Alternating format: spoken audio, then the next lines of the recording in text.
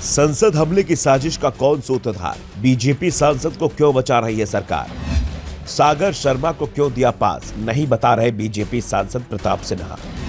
TV चैनलों में दिए जा रहे हैं बड़े बड़े बयान, लेकिन संसद में बोलने को तैयार नहीं सरकार। देश की संसद निशाना बनी और सरकार सदन में चर्चा को तैयार ही नहीं हो रही है। देश के गृह मंत्री मीडिया चैनलों को लगातार इंटरव्यू दे रहे हैं, संसद पर हुए हमले को लेकर एक बात रख रहे हैं, लेकिन सदन में वो बोलने को तैयार नहीं है, क्योंकि मामला राष्ट्रीय सुरक्षा से जुड़ा हुआ है। ऐसे में राजनीति नहीं होनी चाहिए। एक ये जवाब बीजेपी नेताओं ने रट लिया है। जो जवाब वो टीवी चैनलों के कैमरे के सामने दे रहे हैं, वो जवाब संसद में देने को तैयार नहीं है। संसद में सवाल उठ रहे हैं कि विपक्ष के सांसद सिर्फ मांग कर रहे थे कि गृह मंत्री सदन में बयान दे। विपक्ष ने सरकार से बयान देने की मांग कर कौन सा गुनाह कर दिया कि 14 सांसदों को सदन से निलंबित कर दिया गया। विपक्ष के सांसदों पर कार्रवाई हो जाती है, लेकिन संसद में हड़कंप मचा देने वाले, सुरक्षा भेदने वालों को विजिटर पास की सिफारिश करने वाले बीजेपी सांसद को नोटिस भी जारी नहीं होता है। उन पर एक्शन होगा भी नहीं। विपक्ष ये दावा अब खुलकर कर रहा है। महुआ मोइत्रा की संसद सदस्यता छीन ली जाती है, लेकिन रमेश बिदूड़ी ने जो कुछ कहा उस पर उनके खिलाफ कोई कार्रवाई नहीं की जाती, क्योंकि बिदूड़ी बीजेपी के साथ है। विपक्ष का सवाल है, अगर नीलम नई नगमा होती और अमोल की जगह अब्दुल होता तो क्या देश में संसद सुरक्षा को लेकर ज्यादा चिंता जताई जाती?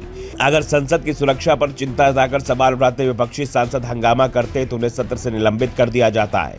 लेकिन सेंध लगाने वालों को पास जारी करने की सिफारिश करने वाले बीजेपी सांसद प्रताप सिन्हा पर कार्रवाई क्यों नहीं हो रही है? क्यों उन पर एक्शन नहीं लिया जाता है?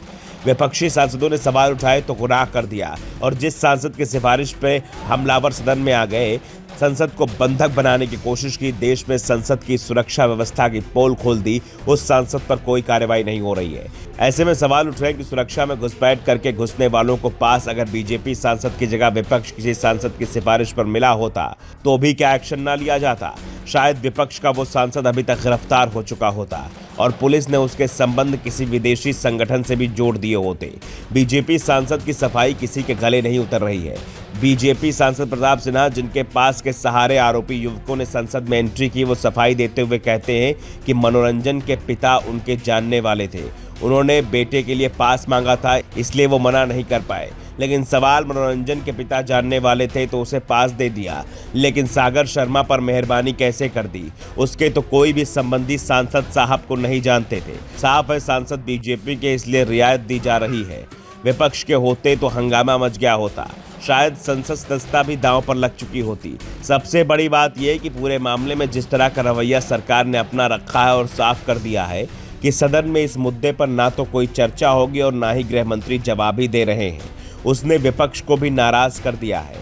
लेकिन सत्ता की ताकत है कि विपक्ष के विरोध को भी सरकार मानने को तैयार नहीं है, और विपक्षी सांसद अगर विरोध कर रहे हैं तो उन्हें पूरे सत्र के लिए निलंबित किया जा रहा है। सबसे बड़ी बात, ये संसद का अंतिम सत्र है। इसके बाद जनवरी फरवरी में एक संक्षिप्त सत्र होगा, जिसमें सरकार 4 महीने का अंतरिम बजट पेश करेगी, और इसके बाद कभी भी लोकसभा चुनाव का ऐलान हो सकता है। ऐसे में सवाल उठ रहे हैं कि संसद पर हुए इस हमले को लेकर सदन में कोई चर्चा नहीं कराई जाएगी?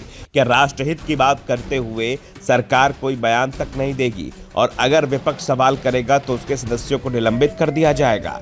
ब्यूरो रिपोर्ट, द नव दर्पण न्यूज।